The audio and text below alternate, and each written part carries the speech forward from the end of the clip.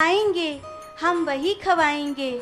ज़रूरी ये है कि जो हम भाव से खवाएंगे भगवान वही खाएंगे। हाँ कि ना, हाँ कि ना। तो बस ये कोशिश करो कि मैं पवित्रता से भगवान को भोग लगाऊं। और गांव में मैंने एक चीज़ महसूस करी है कि ज़्यादातर मैयाएँ बिना नहाए धोए रोटी कर लेती हैं।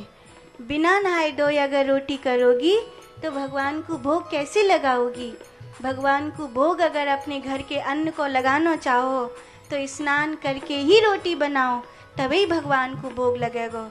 तुम्हारे घर में प्याज लहसुन बने हैं तो कोई बात नहीं, अगर भगवान को वह सब्जी को भोग नहीं लगा सको तो रोटी पे थोड़ा सो बूरो धरो और घी धरो, भगवान को भोग लगा दो। और वैसे वो नहीं लगा पाओ तो शुद्ध सात्विक तरीका ये है कि जादना चूल्हे पर भोजन बनाओ, बाई दिना पहली रोटी गैया के ताई निकालो और दूसरी रोटी में से बा रोटी के ऊपर थोड़ा सो घी बूरा रखो और बा में छोटे छोटे 5 गस्सा तोड़ो और अग्नि देवता को हवन की नहीं, चूल्हे की ही अग्नि को भोग लगा दो। 5 मंत्र हैं, प्राणाय स्वाहा, अपानाय स्वाहा, व्यानाय स्वाहा, समानाय स्वाहा, उदानाय स्वाहा। इन 5 मंत्रों को बोलो।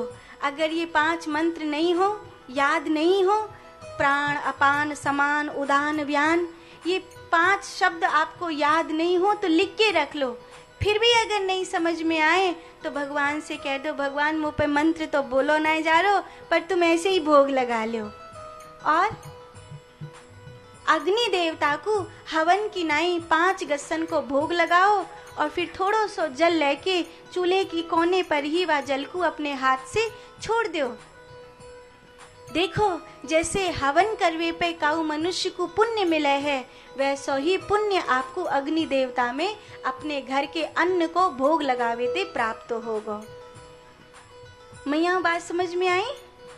जो माताएं गैस पर ही भोजन बनाती हैं, कभी चूल्हे पर नहीं बनता, उनको कम से कम अमावस्या के दिन अग्नि पर भोग लगाने के लिए एक कंडी को अंगार बनाकर उसके ऊपर 5 गस्सा रोटी के भोग जरूर लगाने चाहिए। इससे भी आपका भोग अग्नि देवता स्वीकार करते हैं।